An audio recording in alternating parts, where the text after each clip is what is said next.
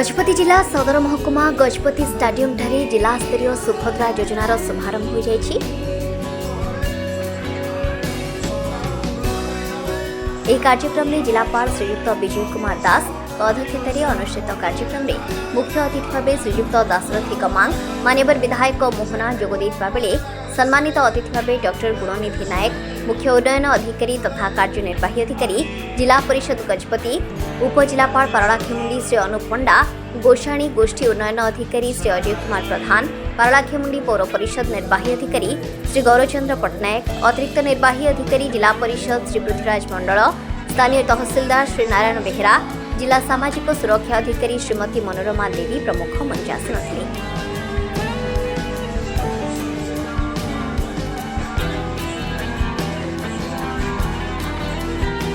यह कार्यक्रम में माननीय प्रधानमंत्री श्रीयुक्त नरेंद्र मोदी 74तम जन्मदिन अवसर में सुभद्रा योजनार शुभारंभ कर हिताधिकारी माने सुभद्रा विषय में सचेतनता सृष्टि करते।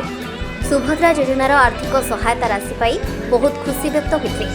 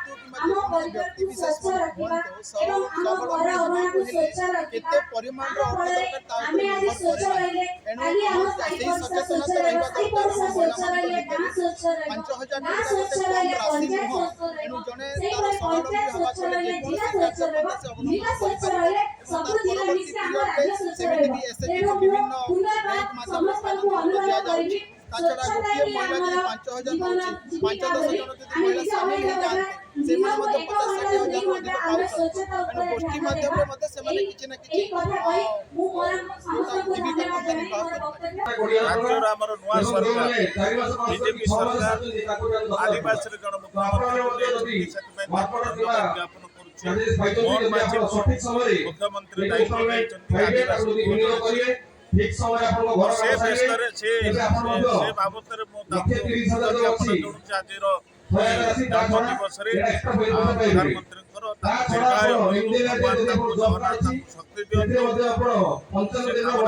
मुख्यमंत्री এবং ଆମ ଓଡ଼ିଶାରେ ଯେତିକି ମା ମାନଙ୍କ ପାଇଁ ସୁଭଦ୍ରା ଯୋଜନା କରୁଛନ୍ତି ତାକୁ ଠିକ୍ ରୂପରେ ସମସ୍ତେ ଯେମିତି ପାଇବେ ମହିଳା ଯେମିତି ବଞ୍ଚିତ ନ ହୁଅନ୍ତି ସେଥିନିମନ୍ତେ ରାଜ୍ୟ ସରକାର କେନ୍ଦ୍ର ସରକାର ଦୃଷ୍ଟି ଦେବେ ବୋଲି ଆଶା କହିପାରିବି କି ଏକକାଳୀନ 50,000 ଦେବା ପାଇଁ ପ୍ରତିଶ୍ରୁତି ଦେଇଥିଲେ ମାତ୍ର 5,000 କରିକି 10ଟା କିସ୍ତିରେ ଦେବେ। ନିଶ୍ଚିତ ଭାବରେ ମୁଁ ସେଇଥିପାଇଁ ତ ଷ୍ଟେଜରେ ଭାଷଣ ଦେବା ପୂର୍ବରୁ ଆମେ ଯଦି କହିବୁ ରାଜନୈତିକ ଅର୍ଥକୁ ସେଆଡ଼କୁ ଯିବ ସେଇଥିପାଇଁ ବର୍ଷକୁ 10,000 ଟଙ୍କା ହେଲେ ମାସକୁ କେତେ ଟଙ୍କା ପଡ଼ିଲା ମୁଁ ତ ସେଟା କହିଲେ ରାଜନୀତି ହବ।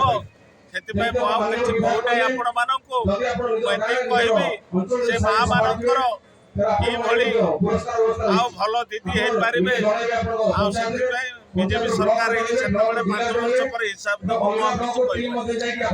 सुभद्रा योजना महिला को स्वावलंबी कर पारिबो नाही एटा स्पष्ट कि सुभद्रा योजना स्वल्प टंका रे महिला को स्वावलंबी कर पारिबो नाही। देखो 50,000 टका जदि वन टाइम तक मिली था अदरवाइज टू टाइम मिली था तो से व्यक्ति से महिला किसी गोटे ग्रोसरी दुकान ନହେଲେ ପନିପରିବା ଦୋକାନ କି କରିକି ମଧ୍ୟ ସେ ଚଳିଥାନ୍ତା କିନ୍ତୁ ସେ ଟାଇପ୍ରେ ସେ କରିନାହାନ୍ତି। ସେଥିପାଇଁ ସେମାନଙ୍କର ଚିନ୍ତାଧାରାରେ କ'ଣ ଅଛି ଆମେ ତ କହିବାର ଠିକ୍ ନୁହଁ। କିନ୍ତୁ ଏତିକି ଠିକ୍ ଯେ 50,000 ଟଙ୍କା ସେମାନେ ବର୍ଷକରେ ଦେବା ପାଇଁ କହୁଛନ୍ତି କିନ୍ତୁ ଆଜି 5 ବର୍ଷରେ 50,000 ଟଙ୍କା ଦେବେ। ତେଣୁ ତାହା ହେବ ମାଆମାନେ ସେଥିରେ ବିଚାର କରିବେ।